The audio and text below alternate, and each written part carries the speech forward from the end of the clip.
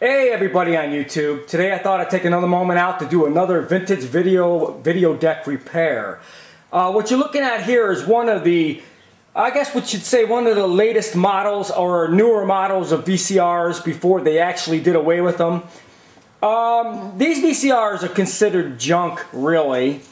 If you recorded any videotapes on the earlier, heavier VCRs of the early 80s, mid 80s, and early 90s, you're going to find out that most of those tapes do not play on these later VCRs, which are the last ones they ever made, because of the fact they're not made very well. The quality of these VCRs are very, very cheap.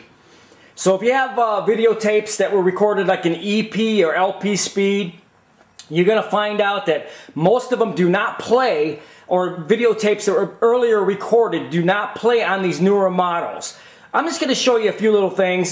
These particular models are very simple to repair, and because there's nothing in them, they're complete junk. So let me just show you a few things about this later VCR model. This is a JVC HR-A591U, which is a hi-fi VHS.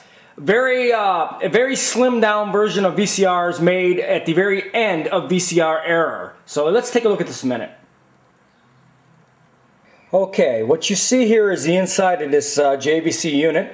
As you can tell, it's very compact. There's like nothing to this compared to the older VCRs that had solid electronics, which were built real well. They lasted a lot longer. What they did is they went and they actually slimmed everything down. They made everything cheaper. The actual platform now is made out of a thin metal when they used to be made out of aluminum. Okay, the circuit board is now below the actual unit itself, and now they make the whole unit all in one piece, which is kind of a piece of crap. And the video head itself, it's a lot thinner. It doesn't have a thicker enough video head for scanning, and you have issues with playing back older tapes and EP, LP speed and stuff like that. These spin faster, but the tolerances are not as good for videotapes like an EP and stuff like that. They were recorded on earlier models from the late 80s to the early 90s. These are basically throwaway VCRs, so I mean it's not very good quality. But let me walk you through. If you do happen to have one of these and you need to do a VHS recovery of a tape, and this is the only model you got, let me just show you how you do this. Basically, all you need to do is clean everything around the drums, around the pins.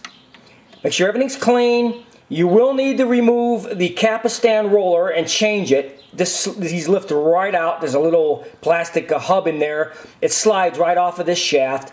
Make sure to change these VCR rollers out completely, okay? Because they are bad and they do have to get changed out. These are very cheap rollers they use in these VCRs. So make sure you change this out first. And then what you're going to notice is underneath, you got a video board, and underneath this thing, I ain't going to take it out, but there's actually two belts.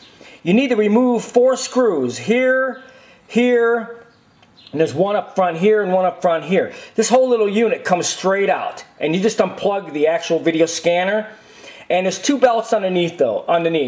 You need to change those 2 belts out and put 2 brand new belts in, and then you reinstall this back in this unit. It just screws right back in, falls on these plastic clips, and you're done. It's a very easy, simple VHS fix for this type of model. Since it is one of the newer models, they're very, very simple to fix. They are throwaway. They're like disposable razors, so if you have one of these VCRs, it's very easy to fix.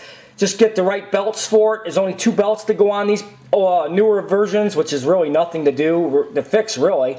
2 little belts on the bottom. They are still available and you can still get them. Make sure to get those 2 belts. Unscrew these, pull the mechanism out, change the 2 belts on the bottom, and change this little Capistan roller and install it, and you're ready to go.